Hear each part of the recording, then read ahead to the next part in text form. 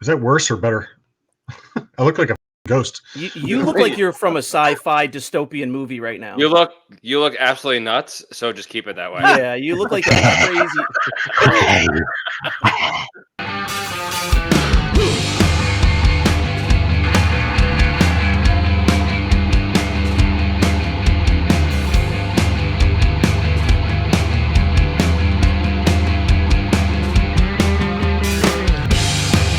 Hey everyone, welcome to another episode of 5 Idiots Talking Toys. I'm Shane, and it is Sunday night. It is time for our Collectors Podcast.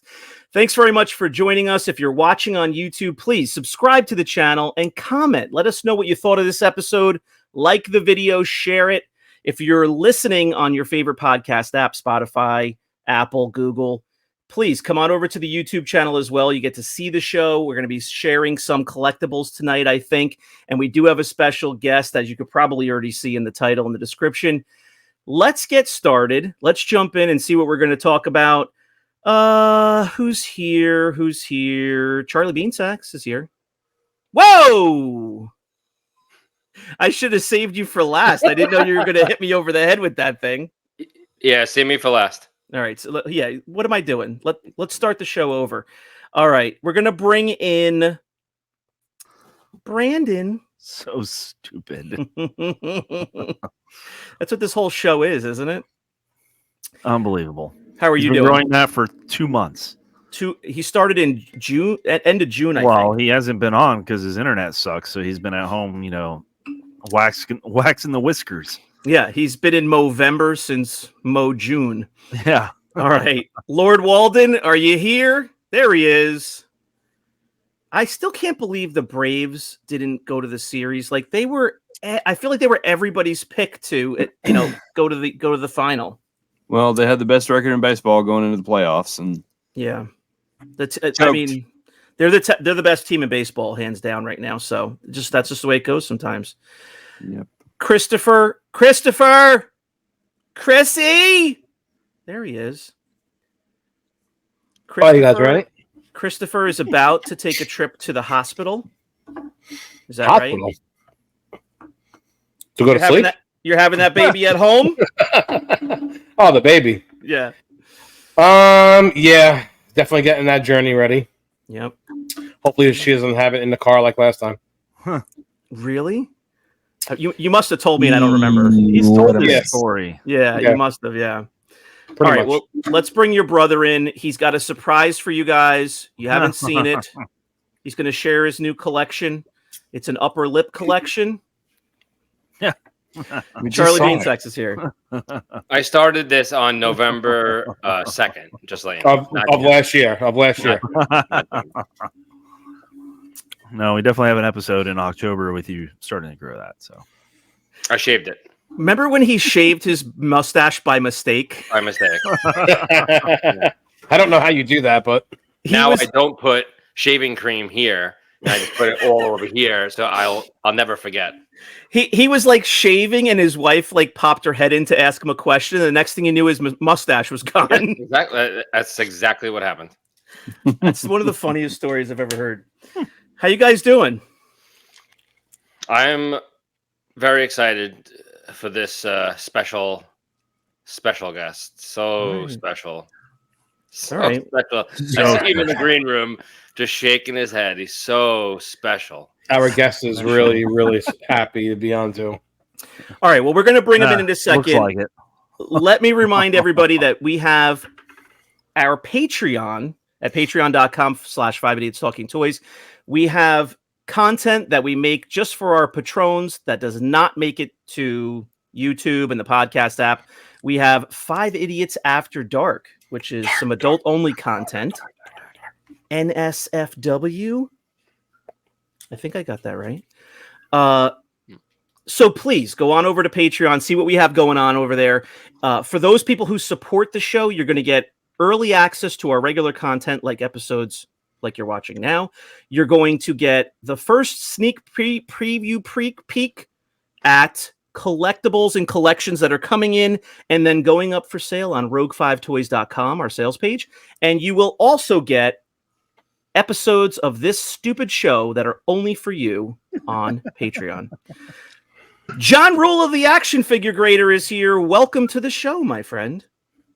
Man, it is good to be back on with you guys. It's been a little while, and I think that someone needs to get Charles some of those really short shorts because he looks like Magnum PI to me right now. I mean, he's giving Brandon some competition there with that mustache.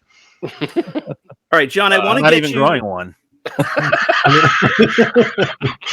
If I tried to grow a mustache, I mean, it would be terrible. It would look like some kind of little caterpillar on my face. It would look terrible. I feel like police would be outside your house the moment the whiskers started growing, and you would be arrested. Not be good look. Not a good look for me. And if you put that hood up, then we've got like a Unabomber, like a different situation. Yeah. Different situation. So, John, the last time we saw you was in that room that you're sitting in right now, I think. The last time we saw you. That's right. Person. Yeah, you guys, all of you were here, right? So, yeah, it was it took me about a week to recover from that trip. I didn't even go anywhere, and it took me a week. I had a good time. You didn't eat, drink, or go anywhere, and it still took you a week. He was exhausted. Yeah. I lost a lot of money. I think I spent like $500 on pizza and fries and hamburgers and chicken, and every bit of it was gone. I was very impressed with the appetites. Shane ate $450 of it. I so did not. I barely ate anything. I was watching you animals. I'm on a diet. I don't want any pizza. No, John was.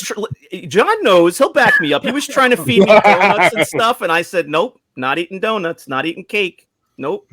I did have a lot of unhealthy stuff. It was not the healthiest of food options. Now, if I was at your house this week, different story. Would have eaten you out of house and home. I mean, I'm not even joking. I just ate 3 celery stalks, like the size of my forearm, and I'm full. That's all I need. That's all. I'm good. I'm good to go now. Celery stalks. I think that's one of the questions for tonight too. Are you trying to lose weight? What are you trying to do? No. It's good for digestion and for colon blow. It's just really kind of cleans you out. Don't believe him. He actually eats this every single day. It's every day. It's Chris I do Taco Bell for colon blow, and it works. It works okay, and it tastes a lot better. You should speak to John because he eats no celery and he is all over the place going to the bathroom. Wow.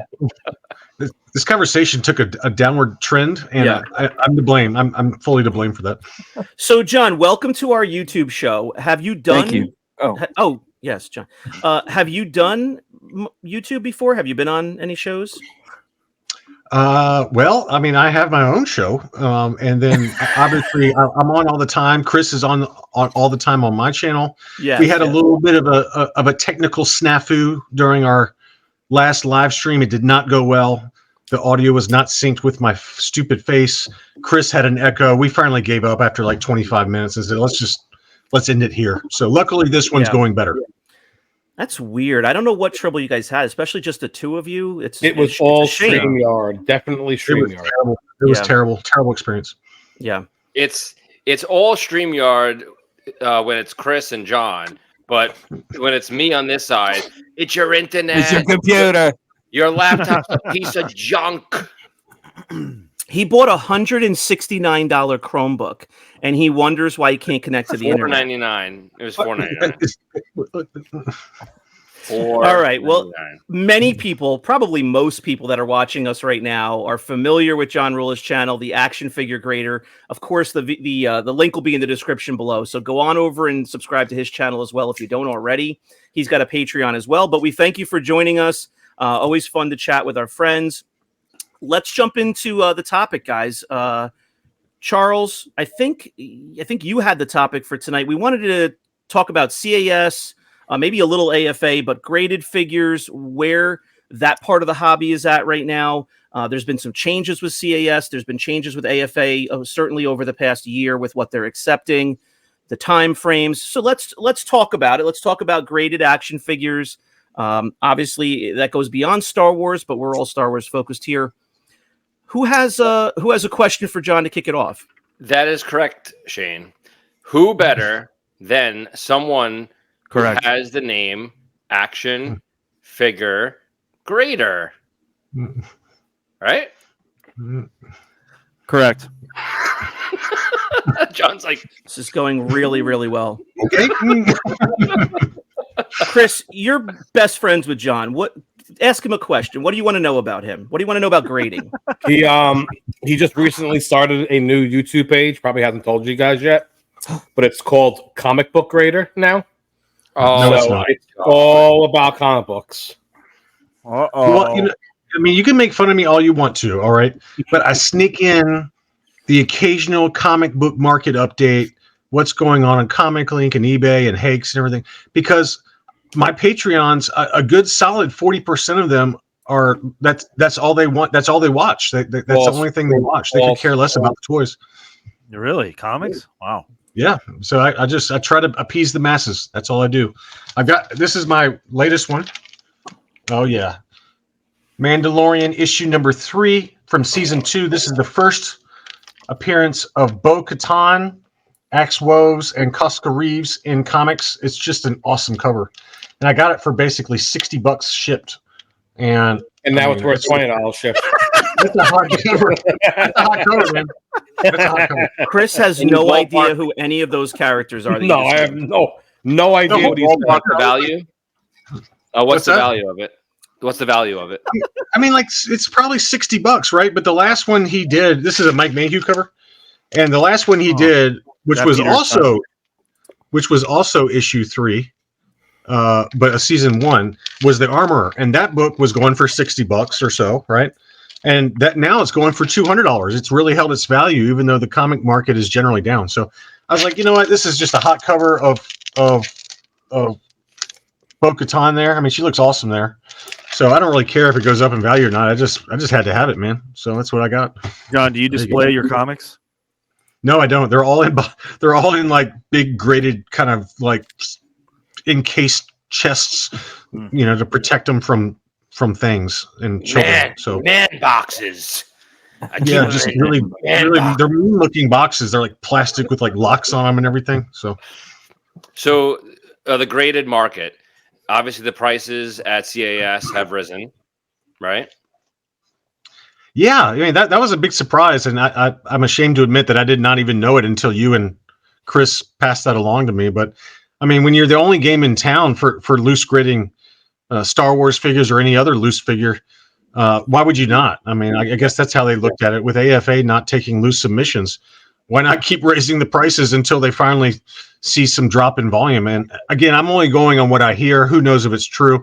But some of the owners over at Collector Archive Services, they at least told me privately that they've seen no drop off in submission rates for loose gridding, and that's why they keep raising the prices, because their turnaround times have gotten so bad again that they're trying to kind of get the order submissions for loose gridding down. So yeah. I think that's what my guess was on a previous episode. Once we heard this news, is how could they not raise the prices? I mean, they'd be bad business people if they didn't. If they're the only grader in the game at the moment and they're swamped with submissions, it was a twofold reason. Slow down the submissions, make more money on each submission, and take advantage of the fact that they're the only ones grading. So yeah. Well, I've also heard anecdotally, who knows if it's true again, but a couple of subscribers stopped at AFA's table at the latest convention, whichever one it was, and they asked them, and they said, "Hey, are you going to be ever opening back up loose action figure submissions for grading again?" And apparently, one of the principals at AFA did tell them that it's going to come fairly soon, because they're pretty much worked through their backlog. But I think you can expect when AFA opens back up again, their prices are going to be very similar to CAS. They're going to double their prices versus where they had them before, because why not? I mean, it's a more intricate process. The turnaround time's longer. The kind of homework that is involved with getting the label right is longer versus a mint on card, which is fairly straightforward, a lot easier to grade. So I would be really surprised if when AFA does come back, that they're not at the same price as CAS, if not higher, would be my guess. So what does that do to the market? Well, yeah, that's a good question. That's something I've gotten a lot of from subscribers. But I mean, and you guys and I, we've talked offline about it.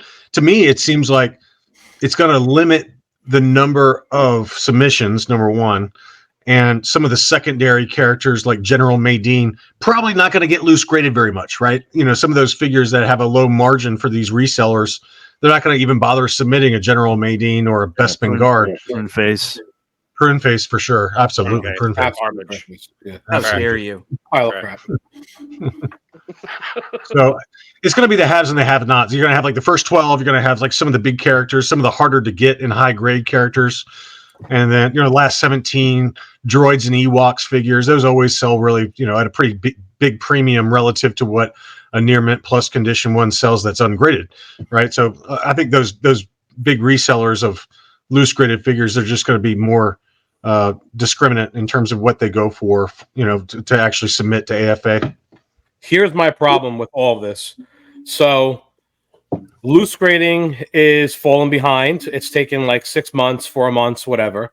Mocks, they're pumping mocks out within 30 days. So why in the world do they keep raising the price on the mock? They keep raising the price on loose grading when they've already said that loose grading is way harder and more complicated to do than a mock.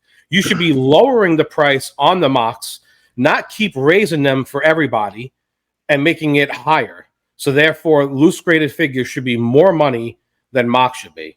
But yet they keep raising the prices on mocks where it's ridiculous now. Well, they should just keep it the same because the acrylic they use on a mock's a lot more than on a figure. So it is, but it's the same size acrylic and the same siding for majority of them. They only have to change them for certain cards. When it comes to loose figures, you're working with, like they said, many different kinds of cases, of course, accessories, all the details and the writing that goes on the label. There's way more work involved. So you know what? Like maybe kick back to the people and lower the mocks a little bit. Stop raising the price of the mock because I think it's just $90. Ridiculous. You want to know? Yeah. Go ahead, John. Sorry, I have to echo what Chris said because if you start to look at what some of the lower end mint on cards, like let's call it let's say Return of the Jedi figures, mint on card. $90 is what they kind of go for ungraded, like for the entire item, and you're going to really double that price just to get it graded. It's going to be the same situation, I think, where there's going to be, a lot of those figures are going to be kind of passed over, and you're not really going to find much of that inventory online. And I'd be curious to see, let's say like a General Maydeen, a yellowed 85, right? Probably not going to be many people submitting that anymore, right? But 5 years from now, are the loose graded General Maydeens and the mint on card high grade General Maydeens going to be maybe more sought after just because there's less of them? I don't know. I mean, I guess it all depends on the character and the grade, but it just seems like it's getting cost prohibitive now for a lot of these items, especially with the market being what it is. It's a softer market, right? Prices have dropped by a good anywhere from 30 to 50%, depending on the item. And it just, the economics don't really work, I think, for a lot of people, unless you're just collecting for yourself like I am. There's a chance that it causes a false market on certain figures. So like you said, in 5 years, when the figures that are not being graded as much, that value can go up a lot higher because you just can't find them right now. And if someone will overpay and spend more money on a Maydeen because it's just not being graded, when in reality, we all know the value of the figure has not gone up whatsoever. Painted legs. There's also a chance that some figures, it's just going to, create a false market. So you're basically telling the world to start grading the Chewbacca's and the Maydeens and the prune faces and hold them and hold on to them. Is that what you're saying? I mean, the argument can be made, right? I mean, everyone's going to submit a high grade Stormtrooper and a high grade Princess Leia, and but it's just hard to find if you're trying to complete your collection or you have a fetish. I mean, I've got 4 loose graded General Maydeens. Why? I don't know, but there's certain people that are variant collectors like me that like to have every kind of COO and paint variant and hair color variant and all that crap. So, but how long are you going to hold on to them, though? How long would you hold on to these figures? I mean, grade them and hold on to them until when? until Star Wars 5 is years. no longer liked by our generation, and then nobody cares? Well, that's what I told Chris. Is like, when's the right time to sell your collection? And I think right now is a bad time. But I think we missed that window post COVID, right? That post COVID window where everything was just selling like for crazy money. But I mean, I just saw a beautiful AFA 80 32 back Luke Skywalker Bespin clear blister. I mean, it was perfect, and it sold for like $1,000. I mean, 6 or 9 months ago or a year ago, that was $1,500 to $1,800. That's a big drop, and you're seeing that kind of across the board with a lot of the vintage stuff. So I think we're in a down part of the market. I know Heritage just had a big auction and LCG Auctions had a big auction of very high grade. I'm talking like primo AFA 85 12 backs. I mean, really nice stuff, and they all sold for, I'd say, 50 to 60% off. I mean, it was pretty incredible to see the price differences. Someone said that Chris for 2023 actually sold more than Hakes. Is that true? It might be. It might be. It actually might be true. And the reason is because he actually prices it to like now's price, not like last year's price. And he doesn't have a buyer and seller fees. Hakes is an auction though, right? So the buyers are driving the market there. Yeah. So they're bidding on whatever. You need to remember, when you're in a market that's hot and stuff is selling, if an item is worth $300, you can technically list it for $325 and maybe even get $350 because the market's so hot and they want that item that you can probably push it and someone will overspend. When you're in a down market and an item is $300, nobody is spending $300. They want to spend $250 because they're predicting in a few more months it's going to go down to $250. So that they're buying right now with the intention of it going to go down, and then they're going to be right at the price of where it's worth in a few months. None of the groups are doing that, and that's the problem with all of the groups with a lot of the sellers. They're just not doing that. We do that. That's why our stuff is selling. Yeah, well, let me just say real quick though, there's a big difference between people who sell, as part of their income, whether it's just part-time or not, and collectors who are just moving pieces of their collection, or they've upgraded, or they've bought a little tiny, a little small lot nearby, and they kept some of, I'm a collector. Charles is a collector that does some selling. John has a toy store. Brandon's been doing a lot of selling lately, but he's a big-time collector. Chris is become a full-time seller. I haven't posted anything for sale in a while. Like, if I'm the guy in, one of these Facebook groups that posts, something, they don't know how to price it. Like, they know what they paid for it, and they're still stuck on that. They're probably not even trying to make a buck on it, but they have a hard time losing 25% on it. So there's a big difference between people who monitor the prices and know how to price it to move it, and people who are nostalgic and, sentimental about it. Yeah, but no one's really saying that. We're just saying that that's why the groups are dead. They're full of collectors. That's why they're dead. Because there's sellers in there. There's real sellers in there, but they have their own pages. They have whatnot. They have, eBay. They do live sales, whatever. So, I mean, like, even when it comes to like the auction groups, like, I really only follow Hakes. I don't really follow the other ones because they're not as big as Hakes. So when they sell stuff, then people can use the excuse, well, they're not really well known. They're very small. People don't know about them. But when you start seeing the prices on Hakes, whether it goes up or down, that's when you really like, oh, okay, I'm going to listen to this now. Yeah. Yep. All right. I want to throw up a couple of questions here and there. One question is kind of what we talked about already, but John, I don't know if you gave, an official opinion. What's your opinion on the raised cost? And I'm not familiar, so I haven't graded stuff. The Collectors Club membership, I think that's what you guys have talked about before, but apparently they're taking that away. Yep. That pissed me off. That's where you get a discount for a membership price, right? Yeah, I mean, Charles, you probably were the last person to have that membership out of all of us here. He actually is the guy that asked you the question. His expired like last month. James Gunther, yeah, he's a big grader. Yeah, I was for a while too, but as my grading submissions tapered off, I mean, I think this whole year I've sent in like 6 items total. maybe more, but not that much more. But yeah, I mean, for those that are big resellers, especially, taking away the membership, I mean, what was it? It was like $500 or so, and you got a 20% discount on your grading costs, and you got a couple of items submitted for quicker turnaround, or maybe a couple extra loose extra submissions. But I mean, honestly, if I'm at CAS, if I was running CAS, like Ross and those guys, I mean, I would have raised the prices too, because there's nobody else doing it. 100%. Yeah. Yeah, and the fact that their turnaround times for loose submissions have gone, they got down to like 2.5-3 months for a little while there, and now they're back up to what you guys know better than me, 4 or 5 months at least.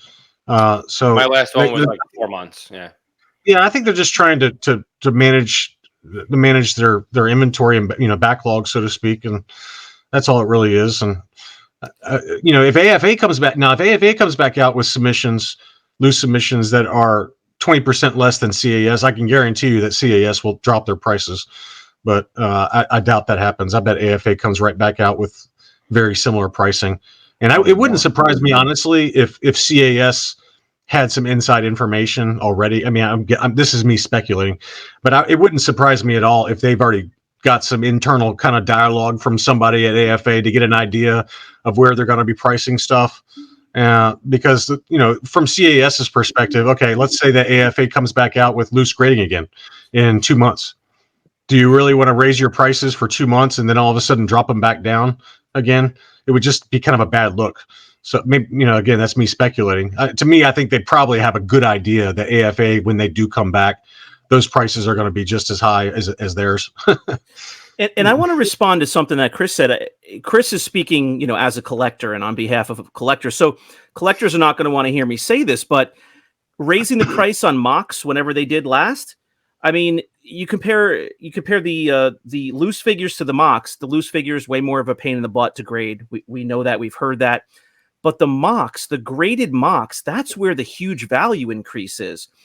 Yeah. You have a nice figure that might be worth $100. You get it graded. Maybe it's worth $175, maybe close to 200. You grade a mock that's, a $1,000 mock. You grade it and it gets a decent grade. It's going to be worth a lot more. So they're kind of in the right to raise the price, whatever it was, $10, $15, because the return on the investment is there more than it is with the loose. But that's not the point of doing it, though. You don't raise something because they're speculating a return on price. That like they have nothing to actually do with that. They're just providing a service, and they charge you for the service. They should not charge you for what you may get in return. No, but they have to value their service. They have to determine what is the value of the service on mocks, and of course, that's a wide range. And their service on mocks hasn't changed. It's the same standard size cases on majority of them, slapping 4 sides and the 2 shells in the middle. Of the inside, the whole limit. That's it. Nothing's changed. They're doing what it's the inflation too. Some sellers used to do last year. Is they would sell like a mint figure right off the card, and they would sell it for $150 when it's like a $30 figure, because it will be an 85 grade. Like, you can't do that. It's the same thing. Yeah. All right. Well, we have a question. I had flashed it up a few minutes ago. In the modern realm, never. Now, Rula, you've done a bunch of this. Grading VC figures, grading some modern stuff. How do you know when it's the right time or when the figure is the right figure? Obviously, you're judging the quality in front of your face, but if you have a really nice piece, when do you know it's the right time for that piece to go in and get graded? Is it a matter of watching the market before you decide? I think so. I think that's probably, I was getting ready to say that. And the modern market is a lot trickier. I've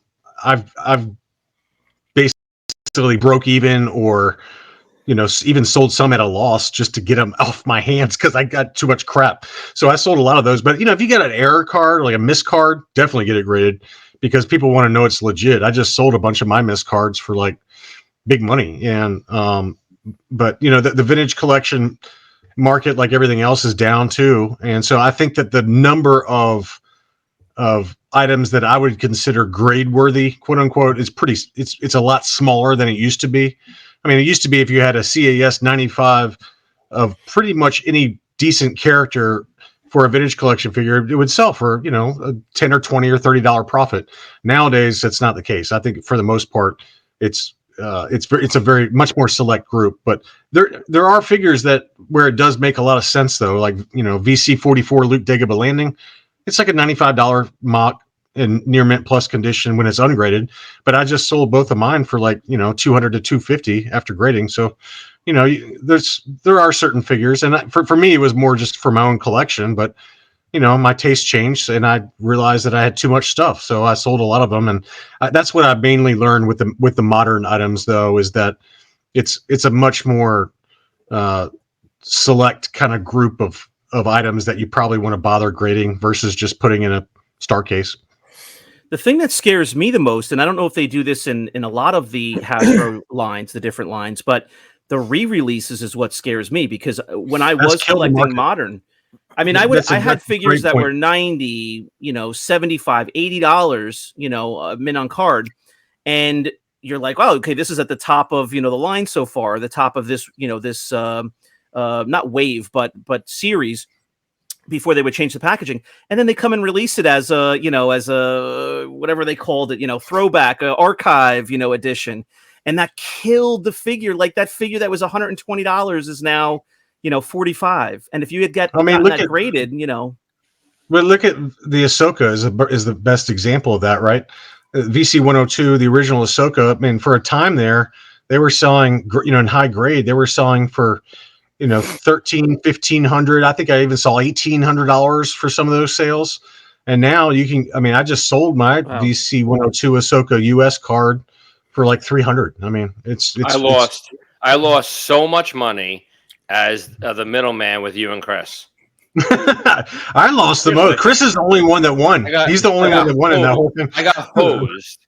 I actually got it and I sold it. I lost so much money. Right. Yeah, and then I traded an overstock Lily Letty non-sonic welded prune face, an extremely hard item to get that at the time was probably worth, I don't know, $300 to $500. Now they go for like $1,000, $1,500, and I get some VC 102 Ahsoka out of it that I just sold for like $300. So you're welcome, Chris. Thanks, John. You're welcome. You're welcome, buddy. Why'd you sell it anyway? You already had one? No, I just knew he liked prune face, and I was just trying to do him a favor. He was being nice. Why'd you sell the Ahsoka? I'm saying. Oh, just because I don't have I don't have a lot of room, and so a lot of the vintage collection I just decided to part with and reinvest into more expensive items. Here's a question I have for you: have you switched your focus to mainly comics? Like, are you 75% comics and only a quarter Star Wars toys, or? It's a good question. I go in waves. Chris knows this. I mean, I go in a wave where I don't. I went through a time period this year, from April to August, where I didn't buy one single action figure, not one. I just only bought high grade, from big boy April to August. That's a long time for me. That's like 4.5 months. That's a long time for me. That's a long time. That's how a many long cards? time. How many cards did you buy during that period? Well, hold on. Let's just kick it back, because at the ending of last year, he said that when the year started in January, that he was going to slow down, take a break, do this, do that. January to March, he went completely ballistic. He went the opposite. I think he bought like 19 mocks in 2 weeks. Yeah, I did. It was actually true. Like January to March, you went nuts. I have a spreadsheet where I keep track of everything that I buy for the year, because I do like a year in review kind of series of videos for my channel, and it was terrifying. I would occasionally send the list to Chris. It was like 22 mint on card vintage Kenner and Tri logos, all like really big boy stuff. Another like 30 loose graded and baggies and Spanish figures and Lily Letty. I mean, it was like I went nuts for like 3 months, and I was like, okay, I can't do that anymore. So instead, I just started buying, big boy comics, Star Wars 1, Star Wars 42, Star Wars. I mean, these are like really, really big books. And so to answer your question, I have no idea. I mean, you could ask me a month from now and I might buy 10 more mint on cards. I have no idea. It just depends. I go on vendors, man. He bought a Peruvian Darth Vader on card. He brought a Guatemalan R2D2. It's exactly what John does. He goes on benders. So when he's in comics, he goes nuts on comics, and then he stops for like months. Then he's on vintage. I just bought a $1,000 comic right before we got on. I just bought a $1,000 comic on eBay on an auction. Oh, good Lord! I don't know if can I share? Can I share this? Yeah. Is there a way to share content? Because I got it up here. I already uploaded it. How do I do it? Oh! You're talking about the. I thought you were going to hold. Yeah, it up. like the media, gotcha. Like the media. Is there a way for me to share? Yeah. Which one is it? It's the ASM 41. I don't want to pick the wrong one. I see two. That's it. It's the one on the left. Yeah. So there's a 1966 book, white pages. Very hard to get white pages for these 1966. It's the first appearance of the Rhino, the very first appearance. And the first time I've ever heard of the Rhino. You never heard of the Rhino before? No. What? But a 7.5 is really high for that error comic. I mean, yeah, 9.8. I mean, you know me. I usually collect 9.8s. A 9.8 for this is like $30,000. I'm not buying it 9.8. Yeah. But to get it in a 7.5 is pretty awesome. So I'm very excited about that. Well, so when you show me comic books that are like this, like vintage, I can look at this and actually have like respect for it because I'm like, it's cool. I like it. But when you show me all that modern garbage from like 2010 or on, I look at it, I just like this. I want to spit on it. I understand. Well, that's that's kind of how my collecting tastes have changed, Chris. I mean, I don't get a lot of I got the Ahsoka this modern one, but it's $60, right? I'm not really spending big boy money on them. No, but when I look at the $60 comic, I start laughing. When I look at this for $1,000, and I'm like, I actually like this for $1,000. It's a good book. When I look at this, I remember I sent John a photo of one that I got graded, and I think I got like a 7.9 or like an 8.2. John was like, that is a piece of trash. Why'd you send it in for grading? This is a 7.5. This to me is a piece of junk. It's a 1966. It's a 1966 book, man, versus yours that were like 5 years ago. This book was 2022. And anyway, far fewer of these in circulation. So somebody tell me something about the Rhino. I wasn't kidding. I haven't heard the of Rhino. He's like one of the main villains in the Spider-Man universe. He's in the movie. Hobgoblin. Shane, he's in the movie. What movie? They make the amazing Spider-Man with James Garfield. The Rhino is in that. He's also going to be in the new Craven movie. He's in the new Craven movie too. That's cool. Oh man, I don't understand how that's possible. Shane, they made action figures. They made action figures for this guy. Read the first page for us, John. Open the book and read the first page. Yeah. Let me hear his introduction. Read it to us. Paul Giamatti played him in the Spider-Man movie. You guys are making this up. No. Yeah. My whole deal with grading, and I'm along the lines of Chris here that looks nice to grade, and it's an old comic, and it's helping the preservation of it. My whole deal is that, I'll go and find a box of comics, and I have no idea what's worth what. I could easily walk away from thousands of dollars and have no idea I was doing it. Yeah. So what's hard? Yeah. Do you have any like websites or anything that you just search like first appearances and? Yeah. I mean, I think over time I've only been collecting comics for about 3 years, and I've put together a pretty awesome list of, but I think for me, it's just, I use keycollectorcomics.com and I use gocollect.com. Mm-hmm. You can look up any book from any time period and it'll tell you everything you need to know about it, the prices, all that good stuff. And just over time, you start to recognize, which ones are rare and which ones are garbage, and pretty much anything rare. Do they filter those by like key issues and stuff like that? Oh yeah. It's everything. Every book is on Go Collect, but only the key issues are on Key Collector Comics. Okay. I can't stand when Brandon does it. He does it for like so long, where it's like so uncomfortable. Like you're looking at him, and like he's still doing it.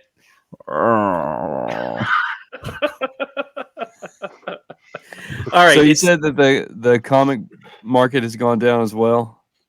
Yeah. In general, I mean, the book, like I just showed you, from the Silver Age, 50s to the 60s. The Silver Age has held up really well. Golden Age has held up really well, just because they're very few in number, right? I mean, some of these books are like 10 that exist. I mean, it's really hard to find. But the modern books, Bronze Age, Copper Age, Modern, they've all gotten hit pretty hard. So garbage. It Garbage Age. It should be called the Garbage Age. There's still good books in each age, but you have to be very selective. No. What are some of the factors of that, do you think? Is it the same as we're seeing with the action figures?